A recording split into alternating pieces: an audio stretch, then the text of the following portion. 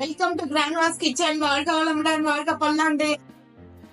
இன்னைக்கு ஒரு fridge maintenance tip தாங்க. என்வி சாப்பிட்றவங்க மட்டன் அப்புறம் முட்டை இது மாதிரி ஐட்டங்களை வந்து ஃப்ரிட்ஜில் வந்து நம்ம வைக்கிறப்ப ஒரு மாதிரி ஸ்மெல் அடிக்கும். அந்த ஸ்மெல் வந்து ஃப்ரிட்ஜை திறந்த உடனே ரொம்ப அன்ஈஸியாக இருக்கும். லெமன் இருக்கு இல்லையா, அதை ஹாஃபாக கட் பண்ணி டோரில் வந்து அந்த ஜூஸ் ஹோல்டரில் வச்சிட்டிங்கன்னா அந்த ஸ்மெல்லு சுத்தமாக இருக்காதுங்க. ஃப்ரிட்ஜ் வந்து சூப்பராக மெயின்டைன் ஆகும். இன்னைக்கு நம்ம பார்க்க போகிறது ஒரு க்ரீன் கலர் சட்னிங்க.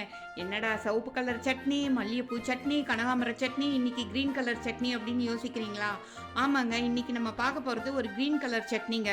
அதுக்கு வந்து நம்ம வந்து எப்படி செய்யறதுன்னு சொல்லிட்டு இப்போ பார்க்கலாங்க. வானிலையில் கொஞ்சமாக எண்ணெய் ஊற்றிக்கலாங்க. அதில் வந்து நம்ம வந்து பெரிய சைஸ் கத்திரிக்காய் இருக்குது இல்லைங்களா, அதை இது மாதிரி பொடி பொடியாக கட் பண்ணி வச்சுக்கலாங்க. கட் பண்ணி வச்சுக்கிட்டு அதை போட்டுக்கலாம்.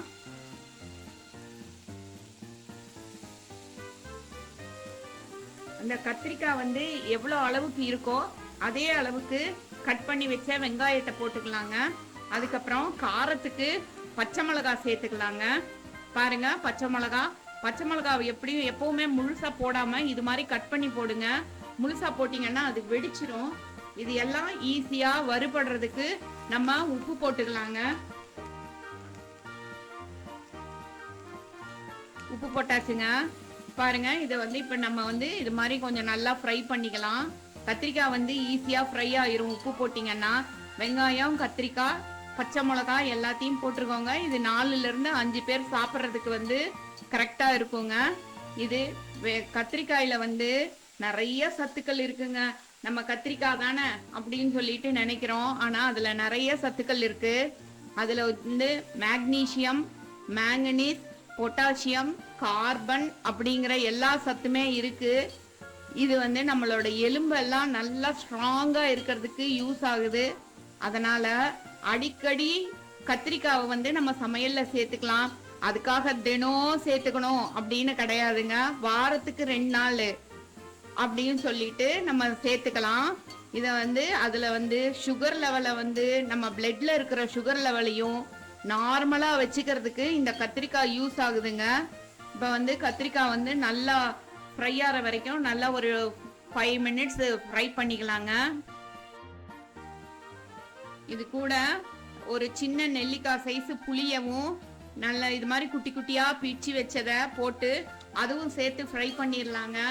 புளி வந்து உடம்புக்கு வந்து நல்லதா கெட்டதா அப்படின்னு சொல்லிட்டு நம்மளுக்கு தெரியாது. ஆனா இப்படி ஃப்ரை பண்றப்ப அதுல இருக்க சில எல்லாமே மாறி போயிரும். சில விஷயங்கள் மாறி போய் நமக்கு அதுவும் ஹெல்த்தை வந்து கூட்டி தருங்க.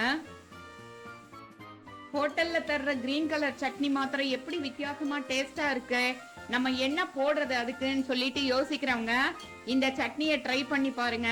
அப்படியே ரோட்டு கடை கிரீன் சட்னி ஆட்டமே அவ்வளோ டேஸ்டா இருக்குங்க. தினம் இட்லின்னு சொல்லிட்டு போர் அடிக்கிறவங்களுக்கு இது மாதிரி வெரைட்டியா சட்னி செஞ்சு கொடுத்தீங்கன்னா 2 இட்லி சாப்பிட்ற இடத்துல 4 இட்லி சாப்பிட்டுட்டு போயிருவாங்க.